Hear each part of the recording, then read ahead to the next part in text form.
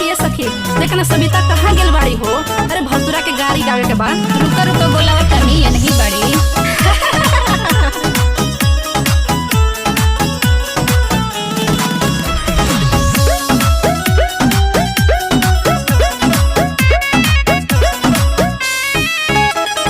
दुल्हा के बहिनी कुंवारी यार खोजे गलियन में। ए जी दुल्हा के बहिनी कुमारी यार खोजे गलियन में।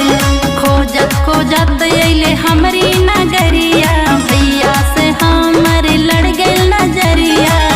तू ही बनबा सजनवा हमारी यार खोजे गलियन में। ए जी दुल्हा के बहिनी कुमारी यार खोजे गलियन में।